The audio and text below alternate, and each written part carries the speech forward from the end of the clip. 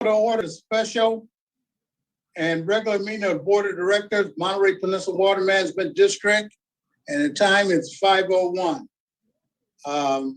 Roll call. Director Roberson. Here. Director Adams.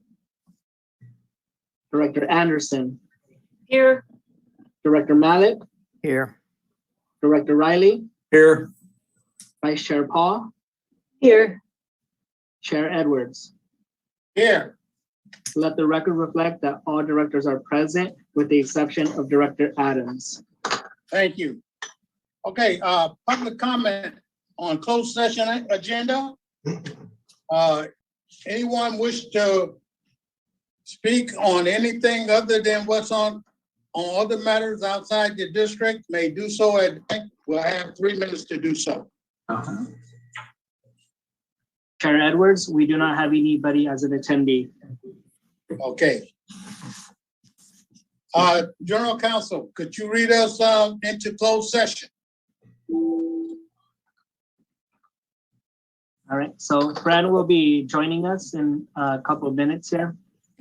I just got an email from her. Well, we're gonna have to wait. We can't do nothing without a lawyer. We can't move ourselves into closed session? No, I wouldn't want to do that. I think we better wait for. All right, and then Director Adams is joining us. Lawyer. And we have to buy the Adams. Okay, that's the first thing you should ask for. Do we want in the house? Director Edwards, I can tell you that I really like your brick colored wall. No, I don't. It's a nice wall, nice color. Beautiful color. Thank you. It is. It's very attractive. Thank you. Softwood isn't commenting. He's the only one who's in the profession that could note something. I like his background. I was admiring it.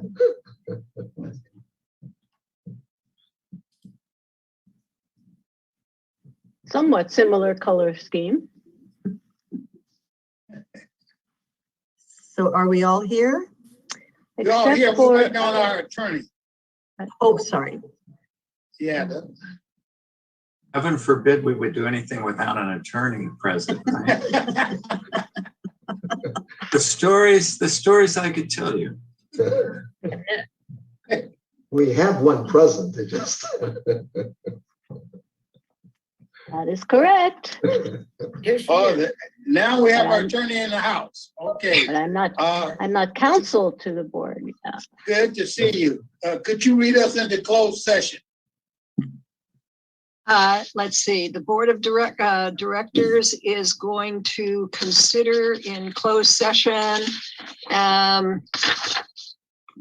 It's going to consider in closed session the general manager's approval pursuant to section 54954.2.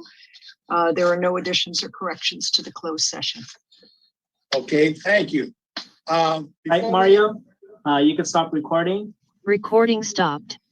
And then I'll see you at 6. Okay, Mario?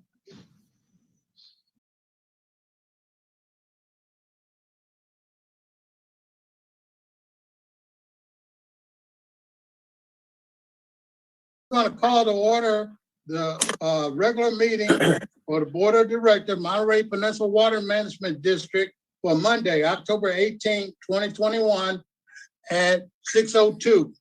Roll call, please. Director Roberson? Here. Director Adams? Here. Director Anderson? Here. Director Mallett? Here. Director Riley? Here. Vice Chair Paul? Here. Chair Edwards? Here. Let the record reflect that all directors are present. All right, thank you.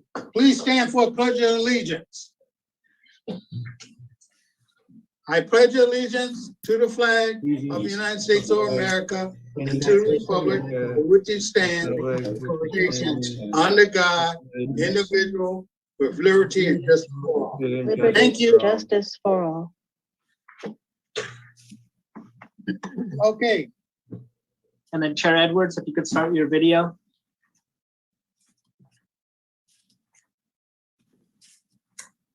Go. one lot. There it is. Start there. Try it again. It won't unlock. Huh. Okay, I hit, There you go. okay, there it is. All right, our next item. Any additions and corrections to the agenda? General Counsel. Or Jan, General Manager? Do we Yeah, have I any? think, yes, we'd like to pull item 4 from consent for brief discussion before voting on it at the suggestion of General Counsel. Thank you. okay, thank you. Next item. Do we need to approve that, General Counsel? If there are any objections, I would ask Yeah. if there are any objections, and hearing none, proceed. All right, thank you. Okay, next item is oral communication. Anyone wish to address the board on consent calendar, information item, closed session item, or matters not listed on the agenda may do so only during oral communication. Please limit your comments to 3 minutes. Joel, could you please open up oral communication? Yes, so if you would like to provide public input on items not on today's agenda, please raise your hand via Zoom. Or if you're calling in, push *9. Let's give it a couple seconds here. And Chair Edwards, I do not see anybody with their hands raised. Thank you. Okay, next item is the consent calendar items 1 through 6. Just heard, what's that, number 4. Pull number 4 will be please. pulled. Will be pulled for comments. Anyone from the public wish anything pulled from the consent calendar? Chair Edwards, I do not see anybody with their hands raised.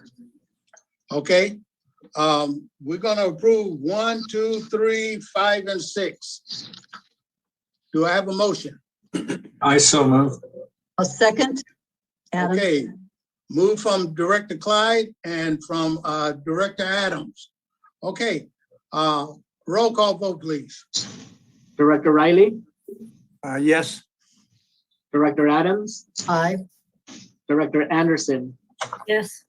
Director Roberson, Yes. Director Malik, Yes. Vice Chair Paul, Yes, Chair Edwards. Yes, The motion passes on a vote of 7-0.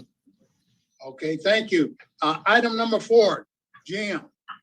Yeah, so the reason we pulled this is this will be a recurring resolution, but for the first adoption, we just wanted to give a little background. Several weeks ago, the governor signed into law Assembly Bill 361 from friend of the region, Assemblymember Rivas. And what this bill does is it continues the opportunity to have teleconference board and committee meetings going forward until everything returns to normal.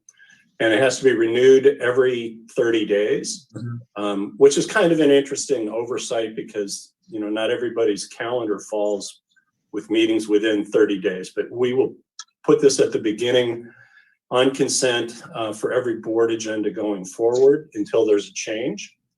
The resolution speaks for itself, but it does have this renewal feature, so you will be seeing it regularly. And that summarizes the report.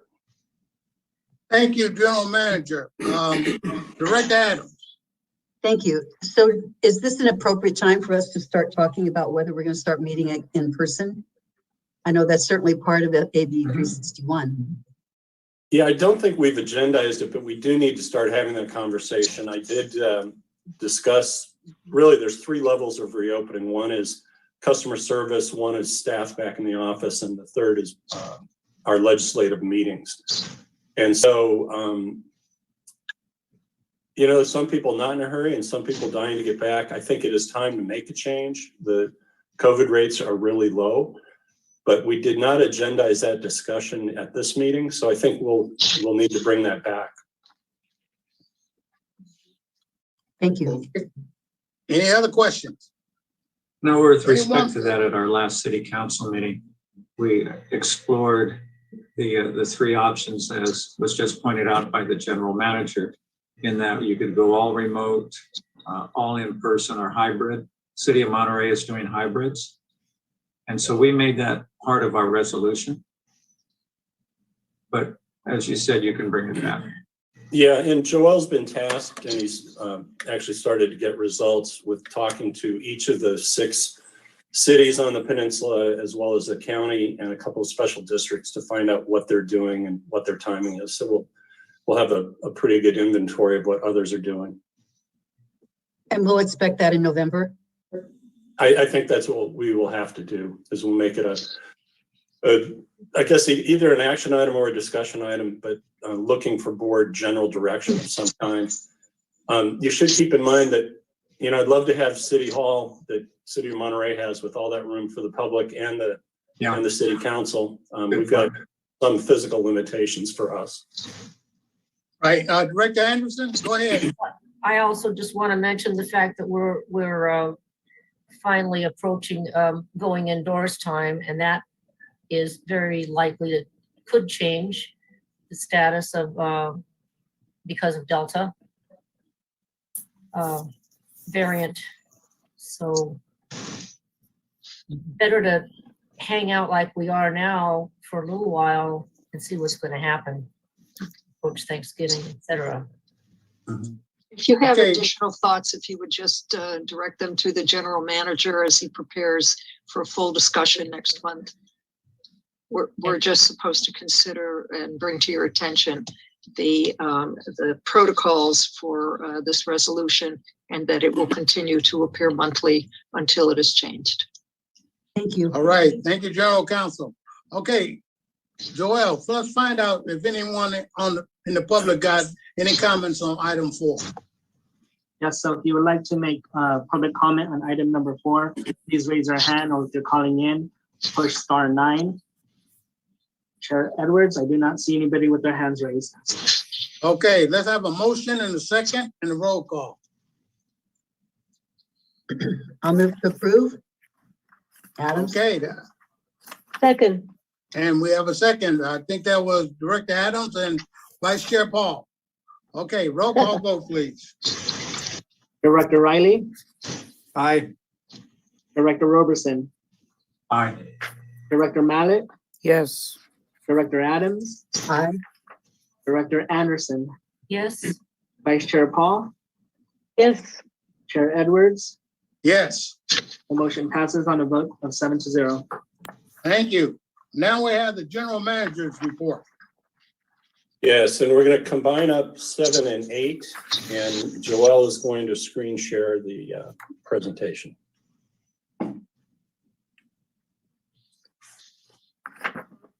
Are you able to see the yes, presentation in full screen mode?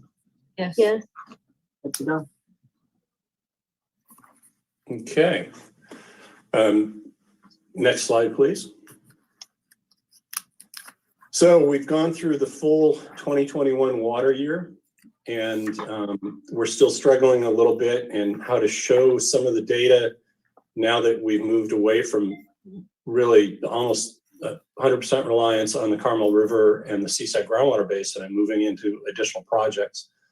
What this does show you, though, is that the actual pumping from the Carmel River was significantly below the target, and that apart from the Laguna Seca deficit that it's always run, generally we were very close on the coastal, and combined we were 54 acre feet over the budget, but we more than made up for that with the other projects. Next slide, please.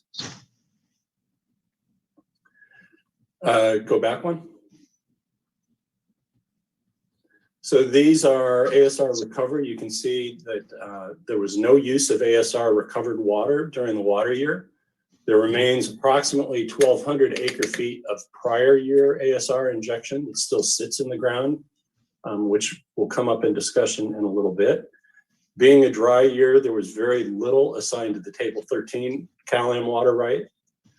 But Pure Water Monterey overperformed as you can see. So a negative there is actually a positive outcome, the 339 over target. And then Sand City desal, we have not adjusted the target in this chart, but we expected about 150 acre feet and got almost that as they continue to work on replacing some of their intake wells. Next slide. So the combined exercise of all this production is that production for customer service, which is what we use for the demand measurement, was below last year's again, in this case by 39 acre feet, which is a positive. And I'll show you a graph on customer demand for the last 20 years shortly. Next slide, please. And here is the last 20 years of customer demand. And you can see 2021 arriving just ever so slightly below 2020. But most importantly, is the last 6 years now have been relatively flat. And at a recent committee meeting, we had some discussion about use versus demand. And certainly there's unmet demand for new connections. But all the existing connections, if you open the tap, water comes out. So existing water users have pretty much leveled off their regular in-year demand at these levels that you're seeing. Next slide. So how have we done relative to the cease and desist order milestones? And I use the royal we as the community, recognizing that the CDO applicants included the district, as well as the Old Mayor's Authority and City of Pacific Grove and Pebble Beach Company, but it's primarily an order against the company. And so a year ago in September, or basically the first week of October of 2020, we were notified by the state that indeed a milestone had been missed and the effective diversion limit from the river would be reduced to 7,300, 7,310. As you can see here in the second milestone, and these are actually more like the 5th, 6th, and 7th milestones, but I'm just showing you the most recent ones. So for the water year ended September 30th, 2.5 weeks ago, you can see that the level of construction required by that milestone was obviously not met. And so the state, in effect, invoked another 1,000 acre foot reduction to 6,310 acre feet per year. And then at the end of this calendar year is really the end of the period. And you can see that those construction requirements will obviously not be met. So what that does, if you remember from an earlier chart, there was nowhere even close to 6,310 acre feet utilized. And so the company's done a very effective job at drawing less water from the river, not even testing the effective diversion limits, which is a positive. And that's been made possible primarily by the coming online of the Pure Water Monterey project. But beginning December 31st, or actually January 1st next calendar year, their allowance or diversion limit will be approximately 3,376 acre feet. Next slide, please. So what this means for the community going forward, really for the next 3 years, I've shown you this most recent year that just closed out, and that's where you can see Carmel River was only 4,700 acre feet, so well within that 6,300. Seaside Basin was very close, and I think there was a little bit of carryover from other pumpers that went unused, but very close to the required adjudicated limit. Pure Water Monterey, as I mentioned earlier, somewhat overperformed the target. And then Sand City desal was not as effective as last year. Last water year, it was 195 acre feet. But when you total all those up, that's kind of a subtotal of what's available. And then you compare that with the actual customer demand. And in this most recent water year, you can see that we needed 77 acre feet from ASR or other. And earlier I mentioned that we didn't cap ASR. So this all came from Malpaso and Table 13 water rights. Going forward, this is where you can see it's going to get a little tight. next water year, by being a combination of the current calendar year and 3/4 of next calendar year, has a Carmel diversion limit that's been calculated at just over 4,100 acre feet. Again, assuming no carryover credits on Seaside Basin, the limit is the 1474. The contractual obligation from Pure Water Monterey is 3,500. And we believe that Sand City should be able to produce approximately 200 acre feet, leaving a subtotal of 9,284. But when you compare that to recent customer demand, call it 9,700, and this is just a figure, you know, obviously this past year was 9,641. That leaves a shortfall of 416, which has to come either from ASR or these other sources, Table 13, Malpaso. And we have the opportunity to do additional Pure Water Monterey as part of that other. So Monterey One Water will be working on increasing its waste discharge permit level from the Regional Water Quality Control Board, which would allow us to fully utilize the plant capacity and get another 400 to 500 acre feet from the plant. For those of you who experienced it, we got 1/10 of an inch of rain last night in yesterday's table out at San Clemente Dam. And some rain occurred today, and there's rain in the forecast off and on about 3 more times in the coming week. And there's a significant atmospheric river complex that's being predicted for sometime next week. So even though the news likes to keep talking about continued drought, here on the peninsula, we may or may not. Now, I know in a meeting, I think it was just this week, I said, hope is not a strategy. It's just an old cliche. But we do hope that we'll get some rain, which will then allow us to increase the injection to ASR, possibly not even have to hit that 1,200 acre feet we've got in the bank, and also would enable the company to get a little bit of Table 13 water right credit. So next water year doesn't look like it's going to present a significant challenge, but it shows you how close we are, what we need from these other sources and ASR. Moving to 2023 and the following year, 2024, you can see that diversion limit from the river itself really controls and increases the needed from other to that 1150 figure you see in the lower right-hand corner. So we know that in a long-term setting, aquifer storage and recovery is designed to produce 1,300 acre feet per year. But because we've been under the cease and desist order and we just had a recent dry year, all we have in ASR right now is the 1,200 acre feet.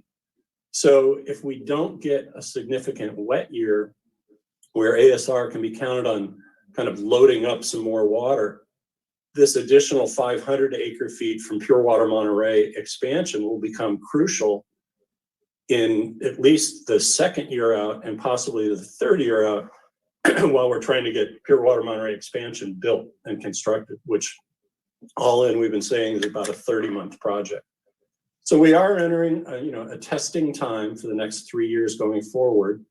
Current resources seem to indicate we can make it. If we had a sudden a demand jump due to economics or population growth or something like that,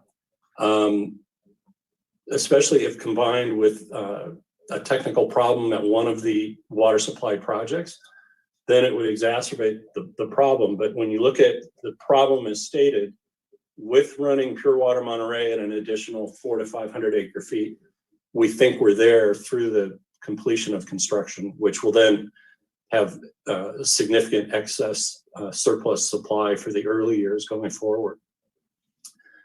Next slide. Turning our attention a little bit to the typical charts that you see, still no rain, but October may be shaping up to actually yield something here. And you can see that the historical October is not very meaningful. That's the, it's less than, I think that's an inch. My eyes are going bad here. Yeah. Yeah, so about 3/4 of an inch. So, hopefully October gets us off on a nice foot. Next slide. Here's the rain gauge through the end of the water year, so you don't get to see anything from last night or today.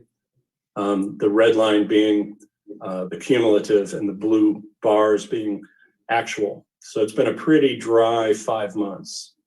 And next slide. This is unimpaired flow at Sleepy Hollow. And basically what's happened is incoming water to the Los Padres Dam has been released. So there's no actual positive unimpaired flow. It's been relatively flat for the last few months. And that concludes items 7 and 8 from your general manager. And I'll take any questions if you have them. Any questions to general manager on 7 and 8?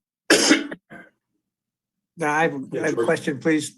Go ahead, Director Rowley. Yeah, Dave, on your chart that showed all the source waters, I'm kind of losing track here, but is this only Cal-Am's supply system and the use data that we have is the supply system that Cal-Am serves? Or does it include the 20% or so of other pumpers in the Carmel River Basin?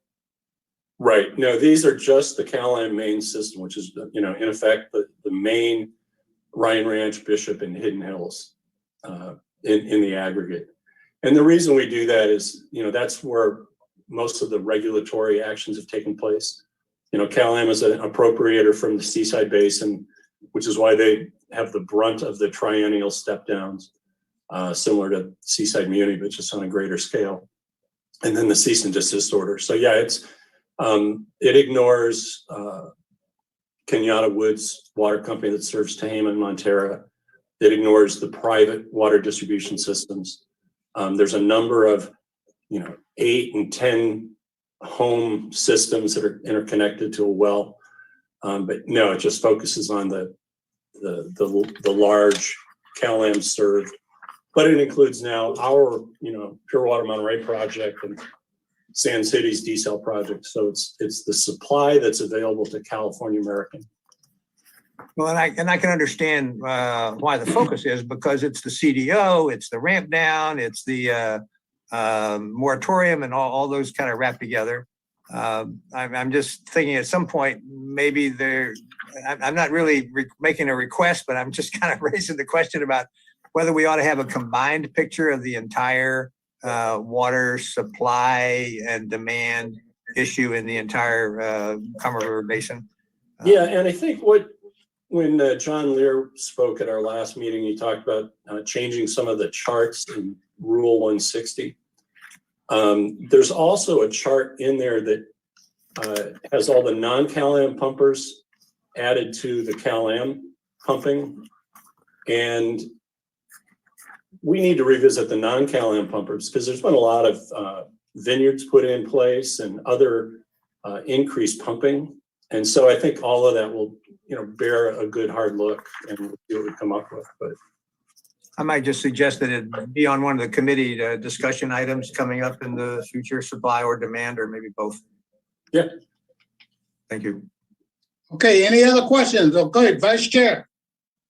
Yes, I haven't had it. I know that the governor just signed a whole bunch of laws and several of them have to do with water. I haven't yet had a chance to review, but you might know the answer to this. Are there any new state laws that are likely to impact demand in the near future, in the next few years? yeah. And if you mean that it may be too early, we may have to, study up on the bills that just passed and answer that question at the later meeting. Some of the housing related will increase demand, making it even easier. And somebody just asked me this question last week, but even if you allow ADUs to go in with less oversight and less permitting, waiving the parking requirement for off-street parking, waiving the requirement to separately meter, waiving project fees, capacity fees and other kinds of fees. We have not changed our program. So you can't build something without the water. So pre-project, post-project, our permitting hasn't changed. We are seeing a few of these projects come forward, but you know, like the big ones where we're seeing, I forget the number, 107 units. It'll take them 2 to 3 years to get from financing to design to construction. And so I don't foresee a whole lot of increase in demand beyond what you were seeing in that 20-year chart. What about conservation measures that might actually decrease demand?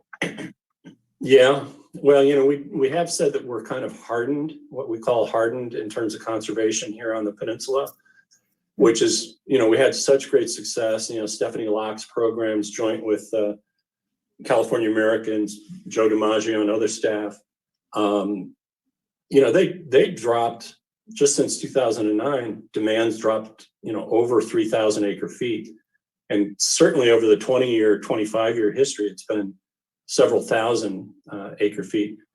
We're not seeing a lot of great opportunities, but I think one of the reasons you don't see it coming back is still the high efficiency clothes and dishwashers are starting to make their way in. You know, they're very high cost items. And so our rebate program has really helped with that.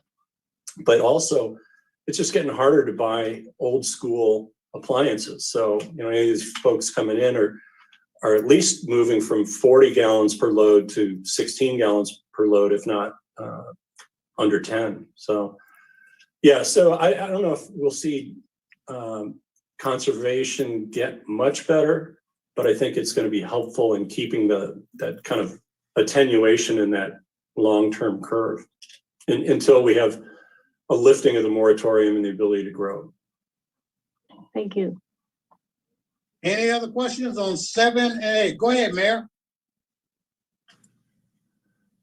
Oh, you're on mute. There you go. There And you go. of course, one of the emphasis and value drivers from the hospitality industry, as well as our cities and county, not speaking for Mary, but we're dependent on hospitality and so on. Do you see an increase? We're seeing more visitors. I can't believe this town doesn't have an off season yet. Yeah. Are we seeing a significant increase in the commercial side of water demand and usage?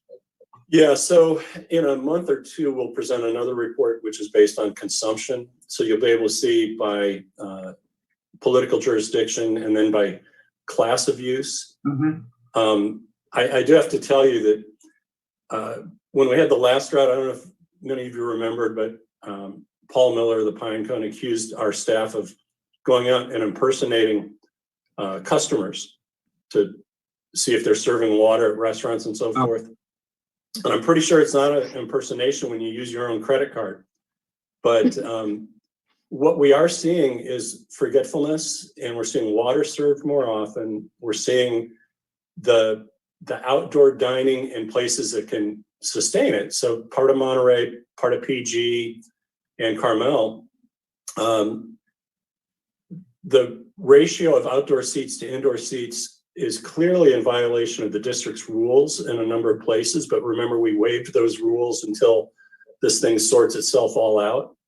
There's going to be pressure from several of the jurisdictions to kind of keep these things going because of alfresco dining creates street life. And so I think we're going to public outreach committee with a proposal to send reminder postcards to the hospitality folks. But there's been some slipping, and yeah, the volume is way up. And even through, last week, you know, the weather's been typical October weather, kind of better than June and July. And the street's been really crowded. Well, you've got your leisure traveler at this point. Is it experience because our conventions are slowly coming back. International travel, which is another cornerstone, is pretty stagnant. So again, we want to remind our hoteliers, our good friends in the hotel industry too, to reemphasize water demand and water use. Yeah, and I can tell you we don't see as many of the little tent notices on tables or in restaurants as we Right. typically have. So they've kind of, gotten swept into the trash. So we're gonna have to just take a look at, reminding people to refocus. Because you can find the 54-acre fee just by people going back to the habits that they learned before. Yeah. Yeah. Well, I'm always amused. There's one restaurant that will go nameless in your city, Mayor, that says water only, at the bottom of the menu, water only served upon request. And I get served water there all the time without requesting it, so. What else you getting? We're also getting plastic straws. So there you go. Yeah, there you go. There you go. Thank you. All right, any other questions before we move to number 9? Okay, General Manager, number 9. Well, number 9 can be very brief. Staff notes pretty specific. I just wanted to highlight that deep injection wells number 3 and 4 have had supply chain issues, and we're expecting the contractor to declare it a force majeure due to COVID. And so as a result, where we thought we would be online in December, it's looking now like February, which is not as significant as it could have been. So that's the only thing holding us up right now. I guess on Pure Water Monterey expansion, we have some discussion going back and forth. I know Fran's been involved as what's the best way to get us to a document that allows us to spend money. And so I do know that Monterey One Water would like to do another amendment to our cost sharing agreement. And I've said that at a minimum, we can't do that until we get a 1-pager signed by all 3 parties that they intend to sign the contract that was approved by their board and our board, subject to CPUC approval. So we're working on that. There's been a change in management that I sent you over the weekend at Cal-Am. So hopefully that doesn't cause any more slippage on trying to get this one last item committed out of them. But those are the 2 things affecting progress right now: supply chain on the phase 3 well project, and then an agreement on pure water. And yeah. Okay, can we mention those 2 names, new names? Well. Yeah, sure. Please. Yes. So Rich Svinlin, who was formerly president of California American, has moved over to become president of Missouri American Water, which has maybe a third more overall connections than their California operations. A little bit closer to where he grew up and practiced as an engineer, and work that he's done before, both in Kentucky and Georgia and places like that. And then Kevin Tilden, who has been kind of a jack of all trades, the external affairs vice president for Cal-Am, as well as business development and other issues related to their growth in both California and Hawaii, will be taking over as president. Kevin is known to us. He's been around a number of years. George knows him well. And we'll leave it at that, but it's a bit of a change going from an engineer to somebody who's more external affairs and business development. All right, thank you. Goodbye to one and welcome to the other one. Okay, is that all? Any questions from the board on water supply? Go ahead, Director Rob. I have a question, Dave, about, I have 2 questions. One is related to it's related to pure water expansion, but it ties to Cal-Am's stated intent to refile with the Coastal Commission. I wonder if there's any update on that, and then I have a second question. Yeah, no update, and none of the the markings that we can actually see from kind of the inside have been, there's been no signals made, and that would go to things like working on the outfall agreement with Monterey One Water, dealing with some of the vernal pool analysis that others are keeping a close eye on. So it doesn't look like they're readying anything soon. Okay, my second question, it has to do with the second page of your memo. I'm on page 54. Under expanded pure water Monterey. In one paragraph, it says that, let me just try to make sure I'm saying what I'm saying. The MOU, wait a minute. The cost sharing agreement with Monterey 1 seems to be hung up based on the lack of a document from CalAm that confirms their agreement to support the water purchase agreement. And I'm trying to tie in the water purchase agreement, the timing and the process about how that takes its next step and the financing of the expansion. Yes. So Monterey One has been preparing their application to the state revolving fund. And in order for it to be considered complete and get accepted, there's going to have to be a financing commitment or financing plan in place. Now, we're also looking at the federal WIFIA program, which is a federal loan program. But state revolving fund money is the best money out there. The hang up is probably more one of my creation, which is, hey, we know that our public board adopted the form of water purchase agreement. We know that their public board adopted that form. We don't have a forum where CalAm has said, yes, we agree to agree. And so I've been trying to get something with a signature on paper, which is just, they have made a commitment for $2 million to the project, and they've already delivered a portion of that. So there's real money behind CalAm's commitment to the expansion. But I'd also like to see a signature on some form of legal agreement before we, the district, start spending money. And so it's been one of these where we had hoped that the complaint process that you're all aware of would have resulted in the sought after remedy, which would be a signed water purchase agreement. The company still seems pretty wholly committed to doing a separate application and just trying to push to get it through with the PUC. But that takes time. So we wouldn't wait for that to happen before we spend money, because you got to do the design and bid documents and get it all ready to go. So yeah, we're just looking for a CalAm signature on a page that says if the PUC approves it, we will sign it. Yeah. It seems to me CalAm is caught between going to jump on the wagon that has the water purchase agreement on it, or they're going to ride the wagon toward a desal project. And even though they say one thing, which like we agree with the water purchase agreement, they're still not willing to jump on the wagon. It's very awkward, I think, for the public and for us.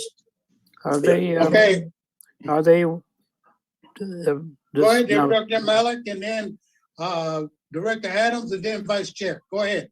A couple of questions here regarding CalAm signing on that piece of paper.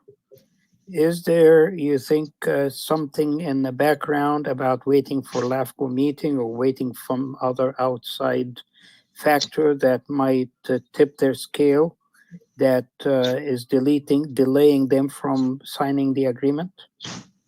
No, I really don't. I think that the way Rich Finland explained it to me a week and a half ago was they had put all their work into the water purchase agreement to get to agreement. And this concept of an additional one-page agreement hadn't been talked about. So internally, they were going to make a few minor edits, hopefully minor, and get something back to us. But then the leadership change, I think, probably is the real reason that that hasn't happened yet.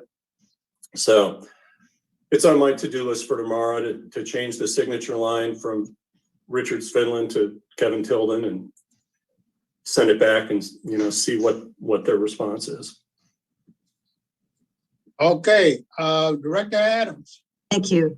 So could the CPUC process impact our construction and that you've laid out? And at what point do we have to have the PUC approval before we can start to?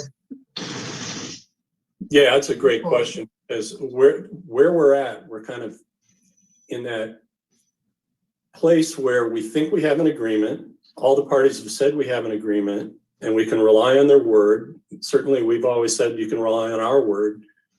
And so we would find ourselves in the position of spending money on design and bid documents and so forth, assuming the PUC is going to approve this form of agreement or something very close to it.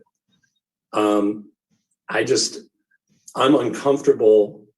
I'm comfortable spending money before we've got final PUC approval because the parties have all committed to this form of agreement. But I'm still a little uncomfortable in having one of the three parties, not have a signature on a page. So. Okay, Vice Chair, go ahead. I'm confused. I thought CalAm had signed the water purchase agreement, and I know it's subject to PUC approval for all parties. Is that right? No, so semantics, right? They agreed to the water purchase agreement subject to PUC approval. And so we parties all came in together. And so when you get into the application, we probably all, as parties, reaffirm that we agree with the form that they're saying, the proposed agreement from whatever date that was. But yeah, none of us, well, I think actually Monterey One Water went ahead and signed it, but it's not really signable until it's approved. Okay, any other questions? If none from the GM, we're going to go to a report from District Counsel, General Counsel, go ahead. Did you want to take public comment on the general manager's report? No. Not tonight. Okay, very good, sir. The closed session continued their discussion of the general manager's performance evaluation. And given the time constraints for this meeting starting at 6, they have agreed that they will continue discussion at the conclusion of the regular agenda this evening. That concludes my report. Thank you. Okay, director report including AB 123, reports on trips, conferences, and attendance of meetings. Do we have any out there? Any board members? Any other comments? If none, just go ahead, Director Adams. Thank you. I just wanted to say that next Tuesday on the 26th, the Board of Supervisors is going to be considering a referral that I put forward to hold a regional water summit to address the regional scale perspective on the water supply issues. And this has to be approved by the Board of Supervisors before we can move forward with it. We're tentatively planning to hold a special workshop from the Board of Supervisors in early December. So while this probably will focus on areas outside of our purview, it's just an opportunity to look at some of the regional projects that have come out of the groundwater sustainability planning that has been going on. And I think it's going to be, I should think it's going to be a very informative process, but truly looking at a regional approach. And my hope is that we will be able to get support from our other board members so that we are able to have staff move forward on crafting what this could look like. So Pure Water Monterey is an expansion is a regional project. And I think we need to better understand its relationship to the CSIP expansion needs and other potential water recycling demands. So at any rate, we're looking at trying to address the long-term water supply needs on the peninsula, in addition to the existing partnership that we have with Monterey One Water. So I just encourage our board to strive to work with Salinas Valley and particularly Marina Coast Water District groundwater sustainability agencies, and doing that through the Monterey County Water Resources Agency as we really all pull together to find a regional solution to this. So just wanted to make sure that you were aware of the potential upcoming workshop and what may come from that. Thank you, Director Adams. Go ahead, Vice Chair. I'd just like to say that I think this is a terrific idea. That's exactly what we need, that we do need to find regional solutions and solutions that meet the needs of all the parts of the county and all the economic interests in the county. And we have to look at it that way. And I'm very appreciative that you made this proposal. And I think it's exactly what the county needs. Thank you. Okay, and just a quick thanks from me to the public on the water purchase agreement. I want to thank you all for what you have done to help us get there, especially me. You know, I was troubled by it, but I talked to some folks and read letters and emails. But I want to thank everyone, the board of Monterey One Water, and our board for getting me to that point where I can say yes. So without any other questions, our next item will be action items, General Manager. Yeah, I'm not sure if John or Suresh is doing item 11, so feel free to speak up. It will be John Lear. Yeah, I'll take that. Good evening, Chair and members of the board. This is item 11 concerning a master service agreement for the district to provide monitoring and database services for the Seaside Groundwater Master. The history of this is when at the time the decision was made, the adjudication decision in 2008, the district was around and was assisting the water master in setting itself up and getting monitoring networks and getting databases and allowing them to get other consultants and kind of filling the need for bringing the science of groundwater to the water master. In that time, for the last 12 years, we've been working under the original agreement that in 2009, it was reviewed in 2020 of this year, and it was found that there were a number of cost recovery mechanisms that the district no longer practice. And so a new master service agreement was drafted to be based solely on time and expense that the district spends working on these activities for the water master. And then in August, we brought a draft agreement through the board, the committees and the board approved it on August 16th. We then sent the approved version over to the water master, and the water master board changed a few places of wording and approved it and sent it back to us. I reached out to the district council and asked if we could sign this agreement, and I was told that if it was not the agreement that the board had approved, we needed to bring it back to the board. So it is here tonight back in front of you, and it's gone through the administrative committee on its way here to you tonight. So there was a request at the committee for me to highlight the word changes, and I had done that and included that as an exhibit. So if there are any questions, I can answer those. Any board questions?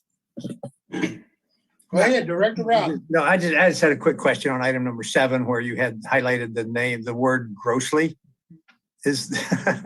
I mean, I can understand the intent, but is there a legal definition of that? This is just a curiosity question. I'm not trying to start a problem. It's a higher standard. You know, you can be negligent, you can be grossly negligent. And so it's to our advantage that you see the word grossly negligent, because it means we really need to be grossly negligent. I don't, you know, but there is a difference as to just general negligence and gross negligence. The law does see a distinction. Thank you for that. I appreciate it. Okay. All right, Vice Chair. What I noticed now that we have that changes highlighted, it just made the standard symmetrical. Exactly. Because before it was, the district was held to the grossly negligent. Anyway, it made it symmetrical, same standard for both entities. Okay, any other board questions I have a quick question, and that is there any change of, thank you, Chair. Any change of cost? What's the fiscal implications? Yeah, there were going to the things that were included in the 2009 agreement contained billing cost recovery mechanisms that were called lump sum mechanisms. And those would have, it would say it's this many dollars to sample a well or to get a water level measurement out of a well, but baked into the fine language of that contract were rates that were, that were 7 or 8 years old of people were doing, we were, when you dug into it, you could see that the district was subsidizing it somewhat because it wasn't recovering all the costs that it had. So the cost of the contract has gone up because while it doesn't take any more time, the rates are higher, and the rates and in the new agreement, what we've done is we've said that the new rates will be reassessed every year, so we don't let that happen to us again. Okay, thank you for a good answer. Okay, any other questions? All right, Joel, let's open it up to the public for 3 minutes.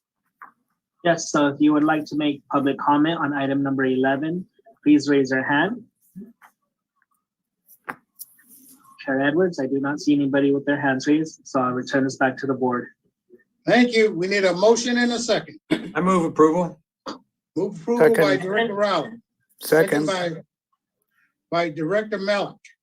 All right, roll call vote, please. Director Malik, Yes. Director Roberson, Yes. Director Riley, Aye. Director Anderson, Yes. Director Adams, Aye. Vice Chair Paul, Yes, Chair Edwards. Yes, The motion passes on a vote of 7-0. thank you, 7-0. Next one, Jim. Yes, this one will be introduced by CFO Suresh Prasad. Thank you. Good evening, Chair, members of the board. With the retirement of our human resources analyst, that was a full-time position, and I'm going to mix up my dates here, but I believe the retirement was in 2016. We evaluated the workload at that point in time, and we decided that outsourcing the HR position would make the best sense and the best bang for the district. So we went ahead and outsourced the position of the HR to regional government services. That worked well until recently when they had some staff changes at RGS, mainly going from servicing the district 2 days a week to 1 day a week. And then we were notified that due to more staff shifts there, that they would only be able to service us in person once every 2 weeks. And that would not work well for us. So we evaluated the need at that point. Again, we don't need a full-time HR position, but we do need a weekly presence, 2 to 3 times a week in the office. And we also have a need for a contract specialist as well, and that had been budgeted for about 2 years now. Last year, we didn't take any action on that due to COVID. So we evaluated the need again, and we decided that a 50-50, a HR coordinator / contract specialist position would work well for the district's needs. At the same time, it will also save money for the district. So that's what it is presented here tonight, is a proposal to add the HR coordinator / contract specialist to the district's organization chart. The position will be placed at a salary range of 26, the district salary chart. The position has been budgeted, not so in the title form, but so much for in the salary range.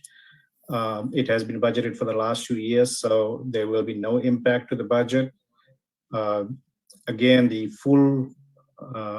fully loaded cost for the entire year is going to be $93,850. But let's say if we get somebody November, December timeframe, that will be only about 7/12 of a month, so that would be about $65,000-$70,000. We would also like to maintain our existing contract with RGS, and that will be to provide us with higher level HR needs. Because if you notice the title, we are going with a human resources coordinator and not a human resources analyst. And so this is a lower level HR position than what an analyst would do.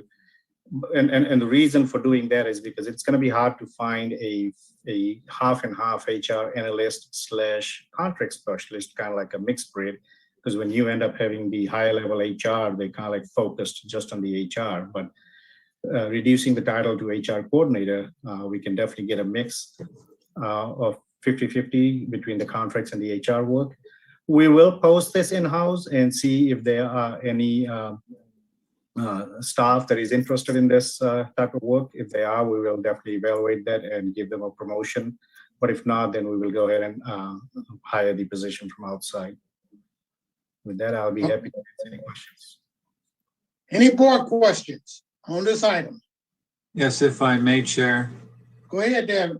Yeah, Director Todd. again, could we talk about fiscal implications? I think I heard you say there would be no additional cost to the district in the current budget. In the current budget, correct. All right. And does that include keeping on the consultancy as well? Yes, it does. Okay, thank you. Very good. Appreciate it. Any other questions? And no other board questions? Joel, let's open it up to the public. Right, so if you would like to make public comment on item number 12, please raise your hand. Chair Edwards, I do not see anybody with their hands raised, so I'll return this back to the board. Thank you. Motion and a second, please. I so move.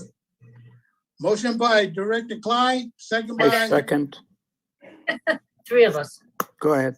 we give it to Director Anderson. All right. Roll call vote, please. Director Riley, Aye. Director Adams, Aye. Director Anderson, Yes, Director Malik, Yes.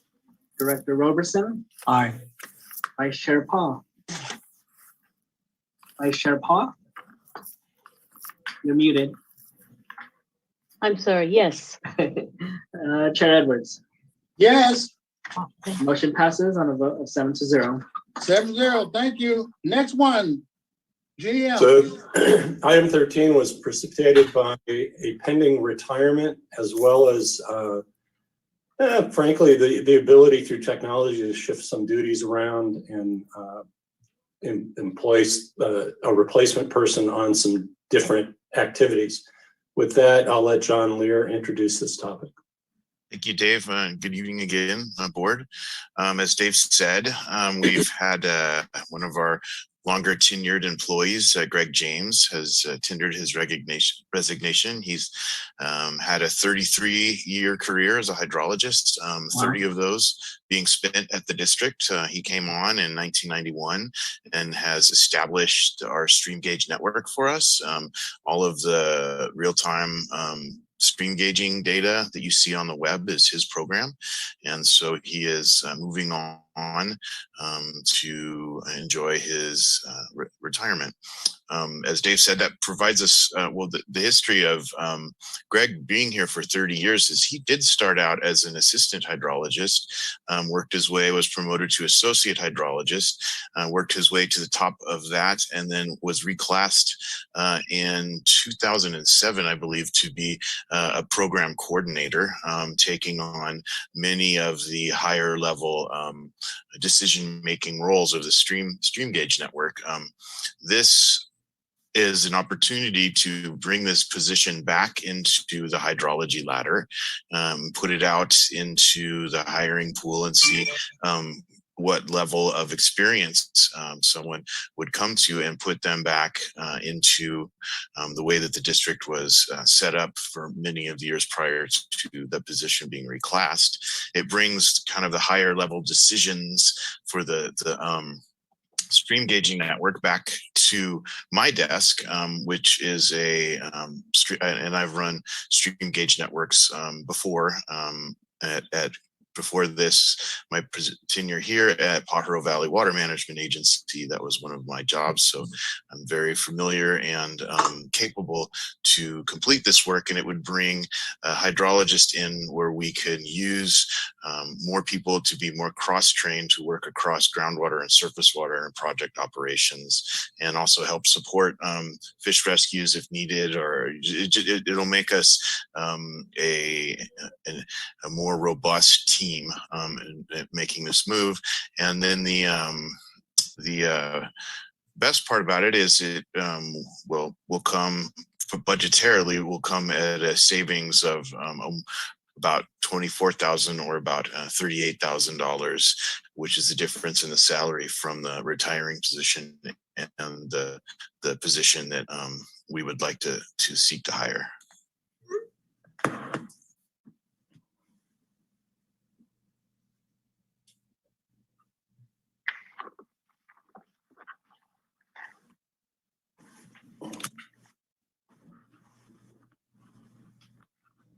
We lose our chair, Edwards. I think we lost the chair. If I could just comment, Dave, I'm just thinking ahead, but I appreciate somebody who can spend 30 years with the district and not get fed up and leave early. But I think when somebody like that retires, I think it would be nice to have a photograph or something, or just a very, very simple bio or something. Where's he going? Whatever it is, it's making a kind of a human organization out of this a little more. And I would just like to see, a few minutes devoted to some personal kind of attention when something like this happens. Thank you. George, or Director Riley, we plan on bringing a resolution of appreciating his service to the December board meeting for you guys. Yeah. Thank you. Karen, would you take over the meeting? Our chair is back. Oh, okay. Alvin. If needed, I would. Unless he's frozen. Right now, he seems to be frozen. He must be having an internet connection problem. Okay, any other more questions? I got kicked out of the, well, I got kicked. Okay.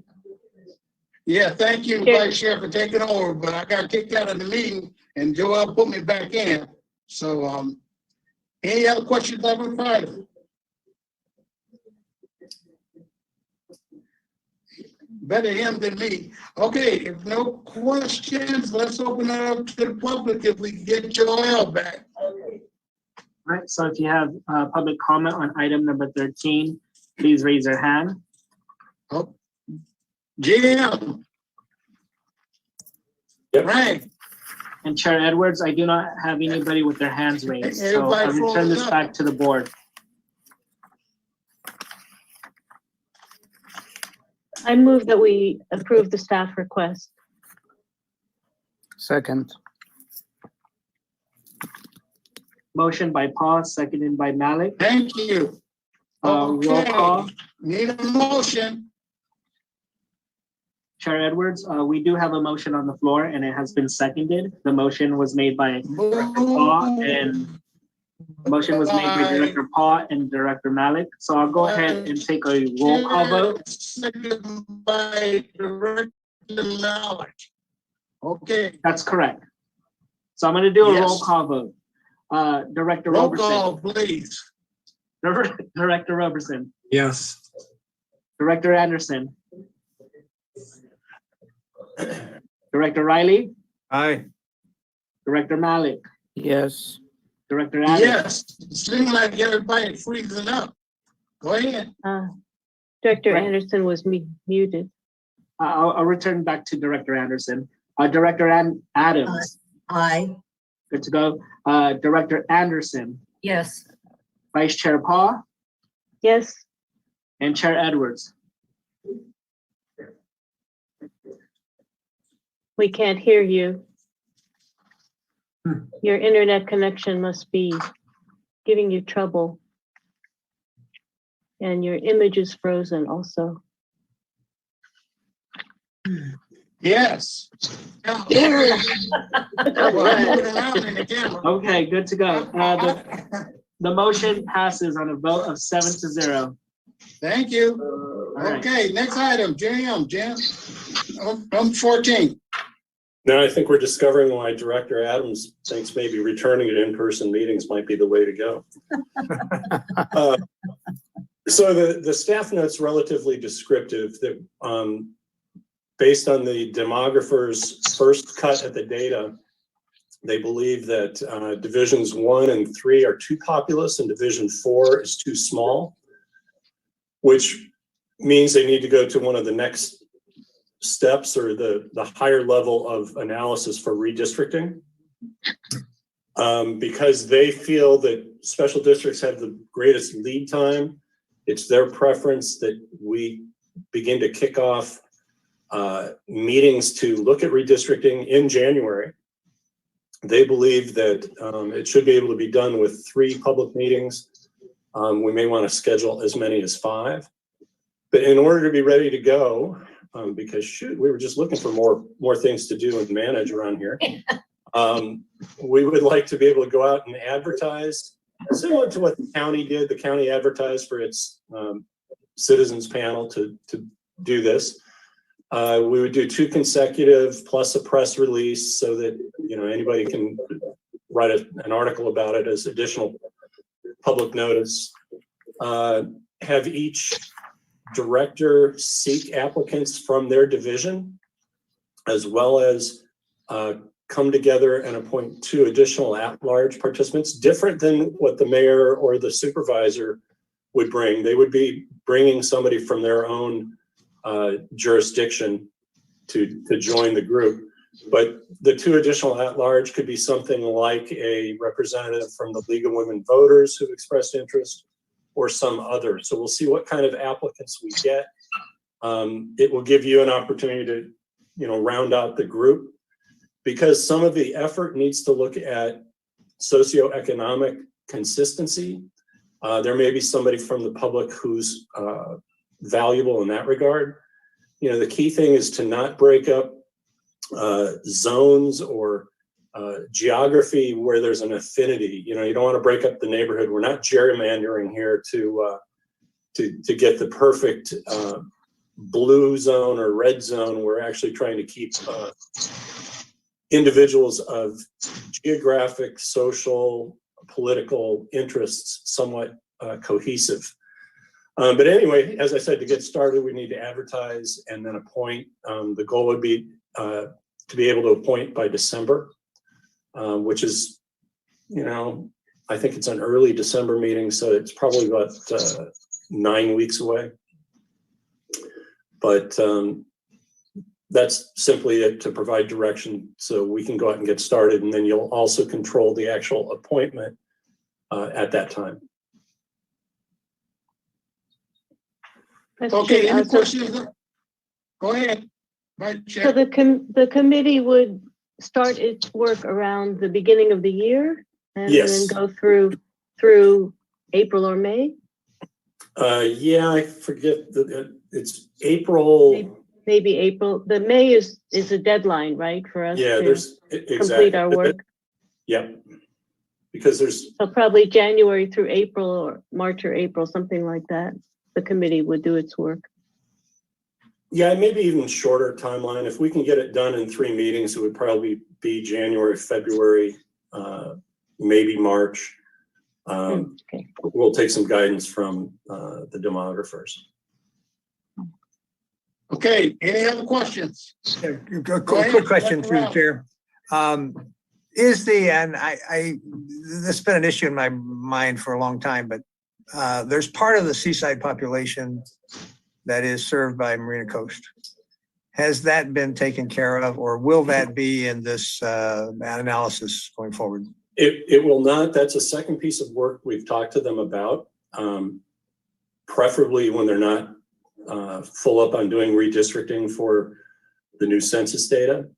And it also relates a little bit to what happens with Measure J and LAFCO. It has been noticed that if our latent powers are activated, then there is the potential for overlap in service with Marina Coast, which they really don't want to see. As we last left it, I think the recommendation that you'll see is all areas that have been formally annexed into Marina Coast would be exempt. And then we, the district, would have to come up with a commitment to negotiate with Marina Coast over areas that they seek to serve or serve contractually that they ultimately want to annex. We've stated that our preference would be to, we're not looking for any increased service area, but the jurisdictions themselves should have a voice. Fort Ord made this decision on their own. They didn't like Cal Water Service nor Cal Am, and Marina Coast was the only public retailer. And so they gave the franchise, if you will, when the Army, under base realignment and closure, shut it down. It's Marina Coast to serve. We've recognized that, but there's at least 2 jurisdictions and a potential third that border the existing Cal-Am service area. And I can tell you they've inquired, if Marina Coast can't get a long-term water supply solution as fast as Cal-Am can, or Cal-Am's successor, or whatever happens there, then it might be in the interest of a community to de-annex from Marina Coast and annex in. None of this needs to be decided today, but we need to develop a framework for deciding it so that we, the district, don't compete with Marina Coast on things that they have legal entitlement to. So we're not doing that yet because it'll have a ripple effect, a little domino effect. It would take Division 1 and really reduce it in size, meaning Division 2 through 5 would all have to be shifted as well. So it's a complete separate exercise that we'll develop a scope of work for probably later next year, because then all this redistricting will have been done by then. So the summation here is that those voting blocks will stay the way they are. Basically, yep. Okay. Yeah, a little, representation without service. We recognize that, but yeah, there's that overlap through Seaside Highlands and, not a whole lot of residential. Well, there is now with the Dunes project having gone in. There's a piece of the Dunes project that is squarely in Division 1 of ours, and they get no services from us. Well, what you've described is a little more complicated than the way I was looking at it. And maybe it's an issue of timing rather than substance at this point. I mean, because I shouldn't say it that way. There's some issues around the LAFCO decision that the fallout from that or the follow up from that will help determine where we go. Yeah, there's three issues. It's the LAFCO decision. It's running the data, and then also the property tax impacts, because these folks represent payers of property taxes into the system for which we receive benefit. And so when we de-annex, there will be impacts. So a lot of the same consulting that we're receiving right now and just received for our LAFCO application, we'll need to look at again. Okay, thank you. Yep.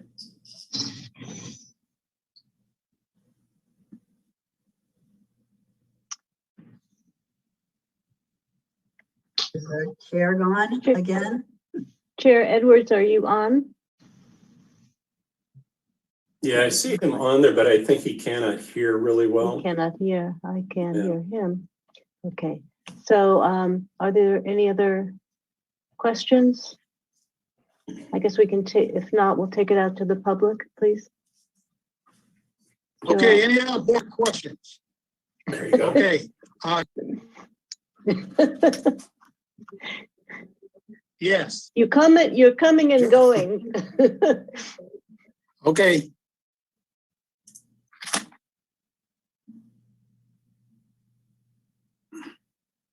Yeah, I think we could take it out to the public. All right. So if you have, all right. So if you have any public comment for item number 14, please raise your hand. Vice Chair Paul or Chair Edwards, we do not see any hands raised, so I'll return this back to the board. Okay, just a couple of questions from me, if you can hear me. Chair Edwards, before you make your comment, okay, never mind. I thought I saw a hand raised. Okay. You can Okay, continue. check again. You can continue, Chair Edwards. I apologize. Okay, my question is this: one, can these people that we pick, can they serve on, could they be on the ordinance 152 committee if we pick them? Is that okay? Yep, it is. Okay, and one for Fran. Those people that we pick, are they, we get these threats out there by, okay, you say something or do something on a committee, you could be held liable. Can those people that we appoint be held liable for anything they do on the redistricting committee? Again, they're merely advisory, so there should be no liability associated with their recommendations. Okay, I just want to get that cleared up because people out there say things like that, and those people get worried that they could be prosecuted or have to get a lawyer. I just want to clear that up. Okay. Do we need to take an action on this one, Jim? Yes, because there will be an expenditure of money and a shift in the contract, even though the contract was approved with 3 different levels of service. The advertising is an expenditure of money, and in the process, it's just good to know that you're satisfied with the process we're putting forward. Okay, need a motion and a second.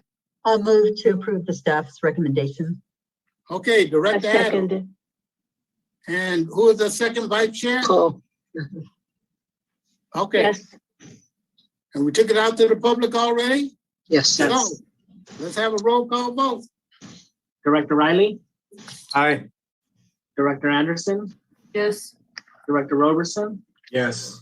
Director Malik, Yes. Director Adams, Aye. Vice Chair Paul, yes, Chair Edwards. Chair It's Edwards, you're frozen again. Yes. There you go. the I motion think that was passes. a yes. There was. The motion passes on a vote of 7-0. Okay, All right. We are Rest is- complete, unless you've got any particular questions. Yes. I'm moving.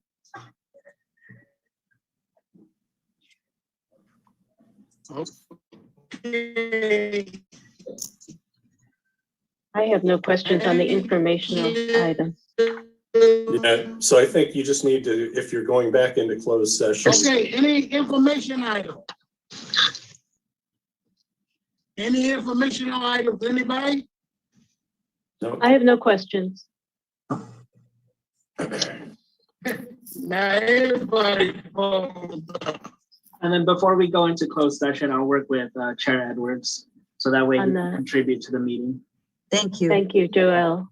Joel, one of the suggestions would be helping Director Edwards switch it to the cell Put mode. us back in the Right. closed session, General Counsel. And to Yes. stop this video as well. Yeah.